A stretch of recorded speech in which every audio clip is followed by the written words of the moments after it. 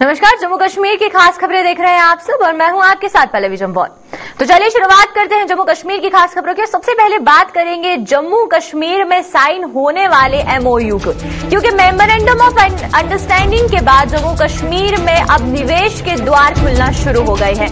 हल्दीराम की बात करें, मैदानता की बात करें, अपोलो की बात करें, इसके समेत बहुत सी ऐसी निवेश कंपनियां हैं जो जम्मू कश्मीर में इन्वेस्टमेंट करने को तैयार है। और वहीं पर मंत्री हरदीप पुरी, जितेंद्र सिंह और मनोज सिन्हा की मौजूदगी में हस्ताक्षर किए गए, जहां पर एमओयू को साइन किया गया है। और इसी के चलते हल्दीराम, मैदानता और अपोलो के साथ ये एमओयू साइन किया गया है, जिसके साथ अगर एजुकेशन सेक्टर की बात करें, हेल्थ की बात करें, रियल एस्टेट की हो या फिर लॉजिस्टिक की हो, हर एक चीज को फायदा यहां जम्मू कश्मीर में मिलने जा रहा है। और इस मेमोरेंडम ऑफ अंडरस्टैंडिंग के बाद किस तरीके से फायदा जम्मू कश्मीर को मिलेगा, और खासकर अगर हम रोजगार की बात करते हैं तो जम्मू कश्मीर का जो युवा बेरोजगारी की वजह से आए दिन सड़कों पर उतरा होता है, इस पूरे इंडस्ट्रियल सेक्टर को बूस्टअप मिलने के बाद किस तरीके से उनको नए रोजगार के अवसर मिलेंगे और रोजगार के जो द्वार है उनके लिए किस तरीके से खुलेंगे। क्योंकि एमओयू जब साइन किया गया उसके बाद से चाहे हॉर्टिकल्चर डिपार्टमेंट की बात करते हैं या फिर हेल्थ डिपार्टमेंट, जो कि सबसे बड़ी यहां पर हमें खामी देखने को मिलती है कि हेल्थ सर्विसेज जम्मू कश्मीर में कहीं ना कहीं डगमगाती रहती है। और उस बीच कोरोना के अगर केसेस बढ़ते हैं तो हेल्थ सर्विसेज को इंप्रूव करना और बेहतर करना बहुत जरूरी है। वहीं पर अगर मैदानता और अपोलो के साथ ये कॉन्ट्रैक्ट साइन किए गए हैं, एमओयू साइन किया गया है, तो उसके बाद से जम्मू कश्मीर को बहुत हद तक फायदा होगा। हेल्थ सेक्टर में इसे फायदा मिलेगा, एजुकेशन सेक्टर में इसे फायदा मिलेगा, साथ ही साथ रियल एस्टेट में फायदा मिलेगा। और रियल एस्टेट की बात करते हैं तो रियल एस्टेट में भी जो फायदा है वो जम्मू कश्मीर को आने वाले सालों में देखने को मिलेगा। लेकिन वहीं पर ज्यादा जानकारी क्या है और विस्तार में चर्चा करने के लिए हमारे साथ हमारे ब्यूरो चीफ विनोद कुमार जी यहां पर जुड़ चुके हैं। तो चलिए आइए विनोद जी से इस पूरे मामले में विस्तार से चर्चा करते हैं। विनोद जी, पहले सवाल यही रहेगा मेरा कि जिस तरीके से सरकार ने 2019 में वादे किए थे कि 370 और 35A के हटने के बाद जम्मू कश्मीर में इन्वेस्टमेंट का दौर शुरू होगा, तो क्या वो निवेश का वातावरण बनाने के लिए जो पहली सीढ़ी है ये उस पर कदम रखा जा रहा है? बिल्कुल पल्लवी, आपने ठीक कहा कि 2019 5 अगस्त को जब संवैधानिक संशोधन हुआ था तो ये हाउस के अंदर चाहे राज्यसभा हो चाहे लोकसभा हो, गृह मंत्री अमित शाह ने ये स्पष्ट रूप से कहा था कि यहाँ पर जम्मू कश्मीर यूटी में विकास की बयार आएगी और विकास के साथ साथ बाहर से निवेश भी आएगा। पल्लवी, लगातार विपक्षी इस बात को लेकर के तंज कसते रहे और ये बार बार पूछते रहे कि आखिर निवेश कितना आया है, सरकार को बताना पड़ेगा। लेकिन आज ये सारी चीजें स्पष्ट होगी। फर्स्ट स्टेप जो है वो इन्होंने अचीव कर लिया है और आज जो है अपोलो हो, मैदानता हो, हल्दीराम हो, जो बड़े घराने हैं उनकी इन्वेस्टमेंट में आज एमओयू साइन हुए हैं। बिल्कुल विनोद जी, ये भी बात करेंगे अपोलो और मैदानता की। जिस तरीके से एमओयू आज साइन किया गया है और हेल्थ फैसिलिटीज की बात करें जम्मू कश्मीर में, तो क्या कुछ हाल है हेल्थ फैसिलिटीज का? क्योंकि इतनी एडवांस अभी तक यहाँ पर लोगों को सुविधा नहीं मिलती है। तो जब अपोलो और मैदानता के साथ एमओयू साइन होने के बाद हेल्थ फैसिलिटीज में किस तरीके से जो बदलाव है वो देखने को मिलेगा? पल्लवी, जैसे कि हम सब जानते हैं कि हमें हेल्थ सेक्टर जो है हमारा बड़ा कमजोर है। अगर हम सरकारी हेल्थ सेक्टर की बात करें, जो जम्मू प्रोविंस को कैटर करता है गवर्नमेंट मेडिकल कॉलेज, वो हमेशा ही ओवर क्राउडेड होता है और हमारे लोग जिनके पास थोड़े पैसे हैं वो प्रेफर करते हैं कि दूसरी स्टेट में जाकर के इलाज करवाया जाए। खासतौर पर अपोलो हो, मैदानता हो, वहां पर जम्मू कश्मीर के लोगों की काफी तादाद रहती है। लेकिन अब जब इनके साथ एमओयू साइन हुआ है, ये सारी अपनी एस्टेब्लिशमेंट यहाँ पे सेट करेंगे, तो स्वाभाविक सी बात है जो हेल्थ इंफ्रास्ट्रक्चर है वो इम्प्रूव होगा। अगर हेल्थ इंफ्रास्ट्रक्चर इम्प्रूव होता है या इन्वेस्टमेंट भी आएगी, इन्वेस्टमेंट के साथ साथ रोजगार भी उन लोगों को मिलेगा जो हेल्थ सेक्टर के साथ जुड़े हुए हैं। बिल्कुल, वहीं पर आपने रोजगार की बात की, वहीं पर अगर हम बात कर रहे हैं जम्मू में जितनी भी अनएम्प्लॉयमेंट रेट है उसकी वजह से जो हमें लोग हैं और युवा की बात करें खासकर, वो सड़कों पर नजर आते हैं कि प्रदर्शन कर रहे हैं। लेकिन जब इंडस्ट्री सेटअप होना शुरू हो जाएगी तो एम्प्लॉयमेंट सेक्टर को भी एक बूस्टअप मिलेगा, उनको भी फायदा होगा। खासकर जो यहाँ के युवा हैं जो बाहर जाते हैं अमूमन बाकी स्टेट्स में काम करने के लिए, उनको यहीं पर हर तरीके की फैसिलिटी जो है वो प्रोवाइड करवाई जाएगी। देखिए पल्लवी, मानसिकता को भी बदलना पड़ेगा, अपनी मेंटेलिटी को, मेंटली सेटअप को भी आपको बदलना पड़ेगा। हमारे लोग जम्मू कश्मीर में सियासतदानों ने रोजगार को सिर्फ सरकारी तक ही महदूद रखा है। अगर लोग रोजगार मानते हैं तो गवर्नमेंट जॉब को मानते हैं। जब बड़े वेंचर्स यहां पर आएंगे, बड़े बड़े जैसे हल्दीराम ग्रुप आएगा, अपोलो आएगा, मैदानता आएगा या बाकी दीगर जितने बड़े हाउसेज हैं, वो जब आएंगे अच्छे अच्छे पैकेज देंगे तो लोग प्रेफर करेंगे कि हम प्राइवेट सेक्टर में जाएंगे। प्राइवेट सेक्टर में जो मानसिकता है वो बदलेगी। हम आज भी देखते हैं कि हमारी मानसिकता रहती है कि सरकारी नौकरी मिल जाए, पियोन ही क्यों ना मिल जाए, हम पियोन की नौकरी करने को तैयार है। जब इस तरह का फ्लो आएगा, इन्वेस्टमेंट वहां से आएगी, तो स्वाभाविक सी बात है लोगों की, युवाओं की सोच में भी बदलाव आएगा और साथ साथ रोजगार के भी अपॉर्चुनिटीज बढ़ेंगी।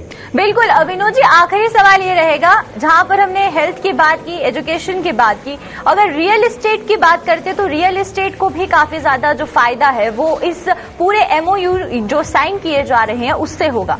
तो इससे लाइवलीहुड जो है जम्मू कश्मीर का, उसमें क्या कुछ आने वाले समय में एक बड़ी तब्दीली देखने को मिल सकती है? देखिए, रियल एस्टेट की बात करें तो रियल एस्टेट का काम पहले भी चल रहा था, लेकिन छोटे प्लेयर आते थे। अब बड़े प्लेयर आएंगे। एक पॉलिसी, कॉम्प्रिहेंसिव पॉलिसी बनी है, उस पॉलिसी के तहत रियल एस्टेट यहां पर फ्लोरिश करेगा। और दूसरी बड़ी बात है कि हम कल भी डिस्कस कर रहे थे कि कहीं ना कहीं रियल एस्टेट में कोई नॉर्म्स पॉलिसी बनने से जो हमारी एग्रीकल्चर लैंड है उसको कमर्शियल यूज किया जाता है। एग्रीकल्चर लैंड पर बड़े बड़े कंक्रीट स्ट्रक्चर्स बनाए जाते हैं, उनसे भी निजात मिलेगी। तो कहीं ना कहीं रियल एस्टेट आने से लोगों के लिविंग स्टैंडर्ड में भी प्रभाव पड़ेगा। जी, चलिए, बहुत बहुत शुक्रिया विनोद जी आपका हमारे साथ जुड़ने के लिए और तमाम जानकारी देने के लिए।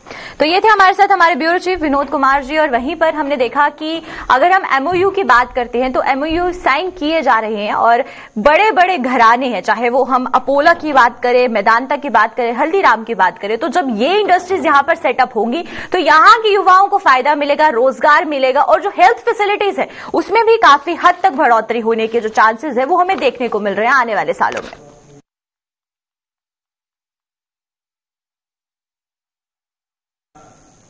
तो चलिए अब बात करते हैं लखनपुर की। जम्मू कश्मीर के प्रवेश द्वार लखनपुर की अगर बात की जाए तो वहां पर आए दिन इस तरीके के मामले सामने आते हैं जहां पर बाहरी राज्यों से पशु तस्करी का जो सिलसिला है वो दिन ब दिन बढ़ता जा रहा है। और इसी को लेकर कठुआ पुलिस की बात करें तो कठुआ पुलिस पूरे तरीके से कोशिश करती है कि पशु तस्करियों को रोका जाए और इन तस्करों को पकड़कर जो है आगे कार्यवाही की जाए। वहीं पर आज फिर इस तरीके का ही एक हमें और देखने को मिला मामला जहां पर बाहरी राज्यों से पशु तस्करी का सिलसिला जम्मू कश्मीर में जारी है और कोशिश की जाती है कि हर बार कठुआ पुलिस वहां पर तैनात रहती है कि उनके हर एक प्रयास को विफल किया जाए। लखनपुर में जहां पर हमें देखने को मिला कि एक एसी कंटेनर ने वहां पर पुलिस ने बरामद किया और 22 पशुओं को बरामद किया है। और ये जो खबर है ये हमें देर रात देखने को मिली थी जहां पर लखनपुर प्रवेश द्वार में, क्योंकि ये जो ट्रक बाहर से आते हैं ये हर बार अंधेरे का फायदा उठाकर जम्मू कश्मीर में प्रवेश करने की कोशिश करते हैं, लेकिन लखनपुर में ही इन्हें पकड़ लिया जाता है, इनकी तस्करी को नाकाब कर दिया जाता है। वहीं पर चलिए ज्यादा जानकारी के लिए हमारे साथ हमारे संवाददाता सरबजीत यहां पर जुड़ चुके हैं, तो सरबजीत से जानते हैं। सरबजीत, पहले जानना चाहेंगे ये जो पूरा मामला है, आखिरकार जो ट्रक जिसमें कि पशु पकड़े गए हैं वो कौन से राज्य से आ रहा था और कहां किस तरफ जो है उसका रुख था? जी बिल्कुल पल्लवी, ये आज देर रात की घटना है जब एक ट्रक जैसे ही पंजाब की सीमा से जम्मू कश्मीर यूनियन टेरिटरी के प्रवेश द्वार लखनपुर में पहुंचा है तो वहां पर पुलिस द्वारा एक नाका लगाया हुआ था। इसी दौरान जब इस गाड़ी चालक से ये पूछा गया कि गाड़ी में क्या लदा हुआ है तो उसने ये बताया कि गाड़ी में एसेंशियल आइटम्स लदी हुई हैं और ये बता दें कि ये कंटेनर है, एसी कंटेनर है जो पूरी तरह से बंद था। बाकायदा तौर पर इसके कंटेनर में पीछे जो है जिसके दरवाजे पर पूरी तरह से सील लगाई गई थी।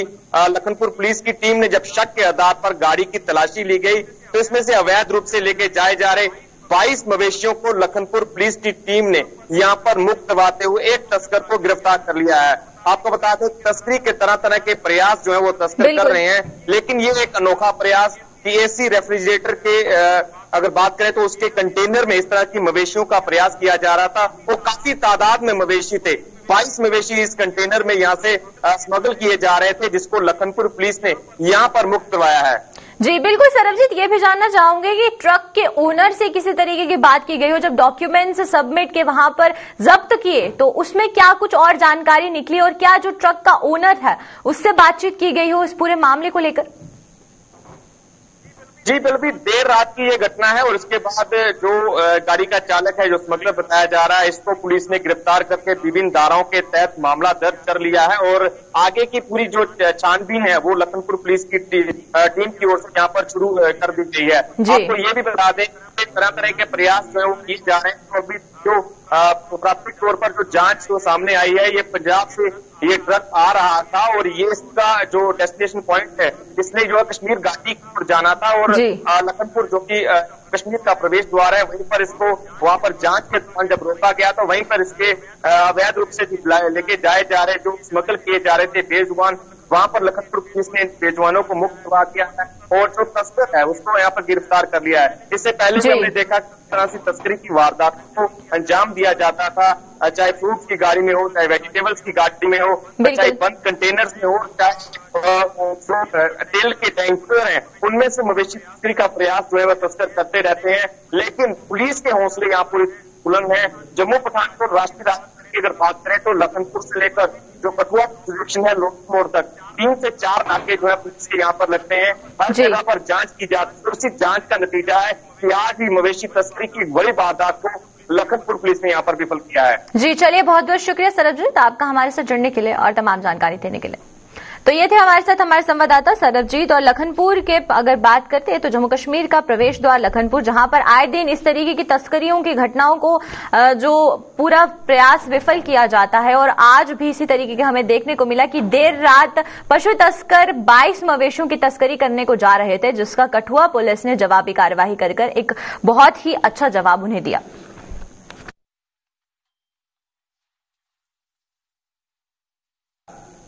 तो चलिए लखनपुर के बाद अब राजौरी की तरफ रुख करते हैं, क्योंकि राजौरी की बात करें तो हाईवे के विस्तारीकरण को लेकर जो अब वहां पर लोगों ने प्रदर्शन करना शुरू कर दिया है, क्योंकि सड़क के विस्तारीकरण जो लोगों के लिए काफी ज्यादा मुसीबत बनता जा रहा है। निर्माण कार्यों को लेकर लोगों के आशियानों पर खतरा मंडराता हुआ नजर आ रहा है और गुस्साए थन्ना मंडी के लोगों ने सरकार के विरुद्ध अब प्रदर्शन करना भी शुरू कर दिया है और उनका साफ कहना है कि ये जो सड़क का विस्तारीकरण किया जा रहा है, इससे उनके घरों को नुकसान पहुंच रहा है और उनके घरों को नुकसान पहुंचने की वजह से उनके जो आशियाने हैं वो कहीं ना कहीं डैमेज होते जा रहे हैं। उन पर जो कहीं ना कहीं जो है उनके आशियाने टूटते हुए नजर आ रहे हैं और इसी के चलते आज उन्होंने प्रशासन के खिलाफ प्रदर्शन किया है और थन्ना मंडी के लोगों के द्वारा ये जो प्रदर्शन है ये किया जा रहा है। आप अपनी टीवी स्क्रीन पर साफ देख सकते हैं कि लोगों में जो गुस्सा है वो किस तरीके से देखने को मिल रहा है। लेकिन वहीं पर इन लोगों की आवाज क्या आवाज जो है आवाम की क्या प्रशासन तक पहुंची या नहीं, इस ज्यादा जानकारी के लिए हमारे साथ हमारे संवाददाता जमशीद यहां पर जुड़ चुके हैं। तो चलिए आइए जमशीद से जानते हैं।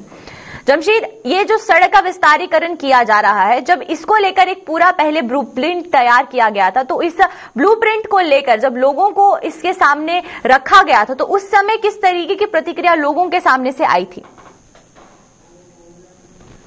बिल्कुल, अगर राजौरी थाना मंडी बुफलियाज की रोड की बात करें तो पिछले 70 साल से इस रोड की खस्ता हालत थी, जिसको लेकर लोगों की तरफ से कई बार प्रोटेस्ट किए गए कि इस रोड का काम शुरू किया जाए। और 1 साल पहले, तकरीबन 1 साल होने को है इस रोड का काम शुरू हुए जिसकी कटिंग की जा रही है। और खास करके इन दिनों जब बारिश का सिलसिला बढ़ना शुरू हुआ तो ऐसे में थाना मंडी के वार्ड नंबर 1 में कटिंग का सिलसिला शुरू हुआ और कटिंग के इस सिलसिले के साथ ही देर रात को वहां से लैंडस्लाइडिंग का सिलसिला शुरू हुआ, जिससे कई लोगों के घरों को भी खतरा पहुंच गया और लोगों को घर रात को खाली करने पड़े और लोग बड़ी परेशानी में रहे। लोगों की जमीनों को नुकसान काफी पहुंचा, जिसके बाद देर रात को लोग अपने घरों से भी बाहर आ गए और आज सुबह लोग सड़कों पर उतर आए, जहां प्रशासन के खिलाफ और इस कंपनी के खिलाफ लोगों ने जमकर नारेबाजी की है, क्योंकि लोगों का यह कहना था कि कटिंग के दौरान जितनी कटिंग करनी चाहिए थी उससे ज्यादा कटिंग की गई, जिससे लोगों की जमीनों को साथ साथ उनके घरों को भी खतरा पहुंच गया, जिस कारण वो लोग आज अपने घर से बाहर निकल चुके हैं। हालांकि इस लैंडस्लाइडिंग के बाद बड़ी देर तक रोड भी बंद रही और खास करके जब से इस रोड की कटिंग का सिलसिला शुरू किया गया, यहाँ केवल 3 घंटे पहले जाम ही लोगों को परेशानी का सबब बनते हैं। मगर अब लोगों के लिए बड़ा खतरा बन चुका है कटिंग जो की गई है, क्योंकि जिस तरह बताया गया था और जिस सिस्टम में काम करना चाहिए था उससे बिल्कुल अलग देखने को मिल रहा है, जिस कारण आज लोग सड़कों पर हैं, क्योंकि कई लोगों के घरों को अब खतरा पहुंच चुका है कटिंग के बाद, क्योंकि देर रात को बारिश के बाद काफी लैंडस्लाइडिंग हुई है। हालांकि आने वाले कुछ दिनों के बाद दोबारा बारिश का सिलसिला शुरू हो जाएगा, उससे लोगों को काफी खतरा खतरा पहुंच चुका है। इसको देखते हुए लोग सड़कों पर निकला है। देर सुबह से ही लेकर इस वक्त तक बैठेगा। अभी थोड़ी देर पहले तहसीलदार थाना मंडी लोगों के पास पहुंचे और उन्होंने लोगों को आश्वासन दिलाया कि उनके मांग को जल्द पूरा किया जाएगा। उसके बाद ही लोगों ने प्रोटेस्ट अपना खत्म किया। मगर जिस तरह इस रोड के काम पर सवाल उठना शुरू हुए हैं, ये बहुत बड़े सवाल होंगे, क्योंकि जिस तरह कटिंग का जी जमशीद, ये भी जानना चाहूंगी, जिस तरीके से आप बता रहे हैं कि तहसीलदार वहां पर पहुंचे और लोगों को आश्वासन दिया गया है, तो आश्वासन में क्या कुछ कहा गया है? क्योंकि लोगों का साफ कहना है कि निर्माण कार्य से उनके घरों को नुकसान पहुंच रहा है और सड़क का विस्तारीकरण करना भी जरूरी है। तो इस बीच क्या कुछ हल निकाला गया है पूरी मुसीबत का? बिल्कुल, जहां तक सड़क के निर्माण की बात करें तो सड़क के लिए लोग कई सालों से प्रोटेस्ट कर रहे थे और अब लोगों की जाके ये मांग जरूर पूरी हुई थी, मगर अब ये सड़क ही इनके लिए परेशानी का सबब बन चुकी है। क्योंकि जिस हिसाब से कटिंग करनी चाहिए थी, जहां फैमिलीज हैं, पहाड़ी इलाका है, वार्ड नंबर 1 थाना मंडी का बीचों बीच थाना मंडी के तकरीबन पड़ने वाला इलाका है, इस इलाके में जिस तरह कटिंग की गई इसके ऊपर कई घर थे, इनको कटिंग करके उसी हिसाब से कटिंग करनी चाहिए थी जैसा मौसम है, मगर वो चीजें नहीं देखी गई हैं, सिर्फ कटिंग की गई है। और इससे लोगों को मैं बता रहा हूं, देर रात को लोग अपना घर भी छोड़ के बाहर निकल आए थे। अब तहसीलदार की इनकी तरफ से इनको यकीन दिलाया गया है कि जल्द इनके इस मसले का हल किया जाएगा। और जिस तरह तहसीलदार की तरफ से कहा गया, मुझे ऐसा लग रहा है कि कंपनी को इस तरह की हदायतें दी जाएंगी कि वो पहले इसी इलाके में दीवार दें ताकि इन लोगों के घर बच सके, क्योंकि इन लोगों की जमीनों को भी काफी नुकसान पहुंच रहा है और इससे आगे भी कई घर ऐसे हैं।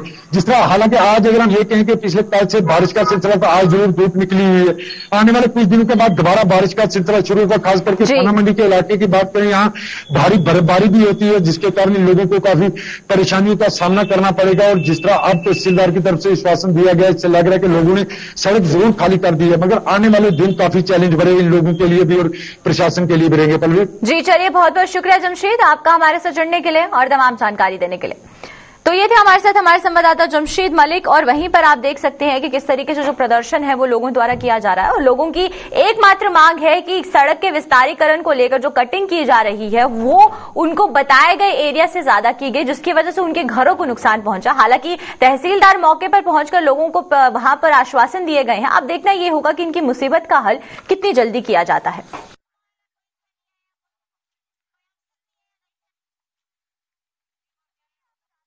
हम रुक करते हैं सांबा की तरफ। सांबा की बात करें तो वहां पर भी लोगों को दिक्कतों का जो सबब है वो बना हुआ है। वहीं पर सांबा का मॉडल विलेज मलानी का नाम बड़े और दर्शन छोटे जैसे जो काम है वो देखने को मिल रहे हैं, क्योंकि पानी की समस्या से ये जो गांव है ये जूझ रहा है। और हालांकि प्रशासन की बात करें तो प्रशासन ने इस गांव को मॉडल विलेज करार दिया था और वहीं पर पानी की एक एक बूंद के लिए लोग आज भी तरस रहे हैं। और लोगों का साफ कहना है कि अगर मॉडल विलेज बनाया गया था तो पानी की समस्या से वो जूझने को क्यों मजबूर है, क्योंकि एक एक बूंद के लिए जो यहाँ के लोग हैं वो तरस रहे हैं। और इन लोगों का साफ कहना है कि अभी तक प्रशासन की तरफ से कोई कदम नहीं उठाया गया। इनकी पानी की किल्लत को दूर करने के लिए किसी भी तरीके के कोई कदम यहाँ पर नहीं उठाए गए हैं। और हालांकि प्रशासन की बात करें तो प्रशासन ने मलानी नाम के इस गांव को एक मॉडल विलेज करार दिया था, जहां पर पानी की दिक्कत हमें आमूमन देखने को मिल रही है, लोगों को परेशानी हो रही है। और वहीं पर क्या कुछ मांगे हैं इस गांव के लोगों की, आइए ज्यादा जानकारी के लिए हमारे साथ हमारे संवाददाता ऋषि यहां पर जुड़ चुके हैं, आइए उनसे जानते हैं। ऋषि, पहले बात करेंगे ये जो यहाँ के जो लोग हैं इनका ये कहना है कि सरकार ने इस गांव को मॉडल विलेज बनाया था, लेकिन मॉडल विलेज में जो मूलभूत सुविधा है यानी कि पानी की सुविधा ही इन लोगों को नहीं मिली है। देखिए, बिल्कुल पल्लवी, आपको बता दें कि आज से 15 साल पहले इस मलानी गांव को मॉडल विलेज का दर्जा दिया गया था। और ये जो गांव है ये अंतर्राष्ट्रीय सीमा का गांव है। राजपुरा जो तहसील है अंतर्राष्ट्रीय सीमा की, ये उसी का एक हिस्सा है और इसको बड़े चाव से इन्होंने मॉडल विलेज करार दे दिया। लेकिन शायद प्रशासन या पिछली सरकारें ये भूल गई कि यहाँ पर मूलभूत सुविधाएं जो वो पहुंचानी है। और इसमें सबसे बड़ी मूलभूत सुविधा पानी को लेकर बात करें तो यहाँ पानी को लेकर आज भी लोगों को दो चार होना पड़ रहा है। लोग तरस रहे हैं और लगभग 2000 से ज्यादा की यहाँ की आबादी है, लेकिन यहाँ पानी जो वो सही से नहीं मिल पा रहा। हालांकि लोगों के घर पे पानी का सोर्सेज ये है कि जो हैंडपंप है उसके जरिए पानी जो वो हासिल करते हैं, लेकिन पानी वो काफी गंदा है। ये भी बताया जा रहा है कि 18 फीट के आसपास नीचे से जो पानी आता है वो गंदा आता है और जिसे पीने के बाद लोग काफी बीमार हो जाते हैं। और यहाँ के लोग कहते हैं कि हम अस्पतालों के चक्कर जो वो लगातार काटते रहते हैं और हमारे पीछे कहीं ना कहीं अब काफी दिक्कतें जो पेश आ रही हैं। लेकिन प्रशासनिक अधिकारियों से गुहार लगाने के बाद आज से 3 साल पहले यहाँ पर एक बोरवेल किया गया, लेकिन शायद उसकी जब नींव रखी गई तो उसके बाद प्रशासन या जल शक्ति विभाग की बात करो तो वो विभाग भूल गया कि यहाँ पर पानी की पाइपलाइन बिछानी है, यहाँ बोरवेल ट्यूबवेल जो वो बनाने हैं। आज भी आपने देखा होगा कि जो तस्वीरों में साफ तौर पर नजर आ रहा है कि एक पटरी जो नीचे जमीन के ऊपर वहां पर एक बोरवेल का शुभारंभ जरूर हुआ था, लेकिन आज तक पानी जो वो नहीं मिल पाया। लेकिन हाँ, यहीं से पानी बाल्टियों में भर भरकर लोग अपने घरों पर लेने के लिए मजबूर है, यहाँ का गंदा पानी पीने के लिए मजबूर है। लेकिन शायद आज भी लोग कहीं ना कहीं परेशान है और यहां तक कि बुजुर्गों ने यह भी कहा कि हमारी इतनी उम्र हो चली है, हमारी आज तक सुनवाई नहीं हो पाई, चलिए हम तो नहीं रहेंगे लेकिन आने वाली जनरेशन के लिए कम से कम पानी तो मुहैया करवाना चाहिए। और यही हमने यहां कल जब ग्राउंड पर देखा तो उसके बाद लोगों ने कहा कि अगर 1 महीने के अंदर अंदर पानी यहां पर नहीं मिला या हमारे यहां पर बोरवेल का काम शुरू नहीं हुआ तो हम आने वाले दिनों में एक बड़ा प्रदर्शन करेंगे और उसकी जिम्मेवारी प्रशासन की होगी। लेकिन शायद हमें भी काफी अफसोस हुआ कि जब वहां मौके पर पहुंचे और इतनी तादाद में लोग इकट्ठे हुए। लोग इसलिए इकट्ठे हुए क्योंकि आज लोगों को दिक्कतें पेश आ रही हैं मात्र पानी को लेकर। तो आप अंदाजा लगा सकते हैं कि जब मूलभूत सुविधा पानी ही नहीं है तो किस तरह से आप इस विलेज को मॉडल विलेज का दर्जा दे रहे हैं। शायद ये कागजों में मॉडल विलेज जरूर है, लेकिन शायद प्रशासन अगर ग्राउंड पर आकर देखे तो फिर उनकी आंखें खुलेंगी कि जो हमने मॉडल विलेज का दर्जा दिया वो आज हम कहीं ना कहीं खुद फेल साबित हो रहे हैं। देखिए ऋषि, जिस तरीके से आप बता रहे हैं कि 15 साल पहले इस गांव को मॉडल विलेज का दर्जा दिया गया था, तो क्या उसके बाद इसमें यहाँ पर क्या कुछ फैसिलिटीज लोगों को मिल रही है, उसको देखने के लिए कोई आया हो, उसका जायजा लेने के लिए कोई आया हो? देखिए, आपको बता दें कि ब्लॉक दिवस के कार्यक्रम लगातार चलाए जा रहे हैं। बैक टू विलेज के कार्यक्रम 2 से 3 कड़ियां हो चली हैं और इसमें लोगों ने जब अपनी बात रखी तो वहां के जो लोग हैं उन्होंने साफ तौर पर हमें कहा कि ब्लॉक दिवस में उन लोगों को बुलाया जाता है जो प्रशासन की जी हुजूरी करते हैं, उन लोगों को बुलाया जाता है जो प्रशासन के फेवर में बात करते हैं। लेकिन जिन लोगों को समस्याएं पेश आ रही है उनको लिस्ट में नहीं डाला जाता। वो इसलिए नहीं डाला जाता क्योंकि प्रशासन के मुंह पर आकर वो खरी खोटी उनको सुनाएंगे, इसलिए नहीं उनको बुलाया जाता। तो आज 15 साल का वक्त हो चला है, मॉडल विलेज इसको बनाया गया। लेकिन बड़ी हैरान करने वाली बात है कि यहां के लोग ये कह रहे हैं कि हमें दर्जा तो दे दिया गया लेकिन शायद प्रशासन फैसिलिटीज देना भूल गया। और आज वहां पर आप देख सकते हैं कि जब हम मलानी गांव में एंटर करते हैं तो बड़ा सा बोर्ड वहां पर लगा हुआ है, welcome to village Malani, model village of Samba district Rajpura tehsil, ये वहां पर लिखा हुआ है। तो मुझे लगता है कि शायद प्रशासन ये भूल गया। और आज भी अगर नुमाइंदों की बात करें तो ग्राउंड पर वो जरूर आते होंगे लेकिन अपने खास लोगों से मिलकर जाते होंगे, लेकिन आम जनता जो आज प्रॉब्लम फेस कर रही है उनके साथ नहीं मिलते हैं। जी चलिए, बहुत बहुत शुक्रिया ऋषि आपका हमारे साथ जुड़ने के लिए और तमाम जानकारी देने के लिए। तो ये थे हमारे साथ हमारे संवाददाता ऋषि खजूरिया। और वहीं पर आप जो तस्वीरें देख सकते हैं ये मलानी गांव की है जो कि सांभा में एक मॉडल विलेज के नाम से जाना जाता है। लेकिन वहीं पर लोगों को अभी तक पानी की समस्या को लेकर यहाँ पर तरसना पड़ रहा है, एक एक बूंद के लिए जो है लोग तरस रहे हैं और उसको लेकर अब प्रदर्शन किया जा रहा है, जिसके चलते सरकार को 1 महीने की मोहलत दी गई है कि अगर 1 महीने में कोई कदम नहीं उठाया गया तो वो उग्र प्रदर्शन करने को मजबूर हो जाएंगे।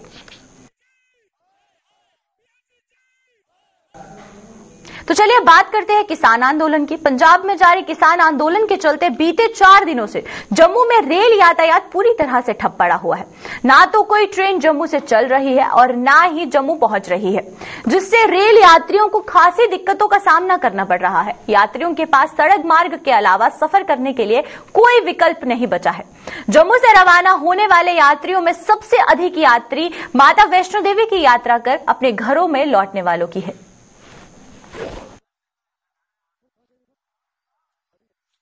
यहाँ पर वो गाड़ी जो है ये पता नहीं क्या हुआ है यहाँ पर कि ये ट्रेन वेन सब बंद है। यहाँ कोई गाड़ी यहाँ से ना कोई जा रही है ना कोई आ रही है, यही तो प्रॉब्लम है। कल से आए हुए हैं, कल 12 बजे रात को पहुंचे हम बस स्टैंड में। तो आता है क्यों ये बंद किए ना, ये सब हमको पता नहीं है। वो बोल रहे हैं कि किसान आंदोलन जो है वो उन्हीं लोगों ने ट्रेन को रोक रखा है। खाने पीने का वही होटल में खाते हैं। सरकार की तरफ से कोई मदद नहीं? ना सरकार की तरफ से कोई मदद नहीं है। तो किस तरह की उम्मीद करते हैं जम्मू सरकार से? अब यहाँ हम क्या जम्मू सरकार को हम क्या कहेंगे? सेंटर को? सेंटर जो है वो ये सब कुछ तो सेंटर से ही हो रहा है। देखेंगे कल तक अभी टाइम है। अगर गाड़ी आ गई तो ठीक है, नहीं आया तो यहाँ से जो है कल दूसरी गाड़ी पकड़ेंगे।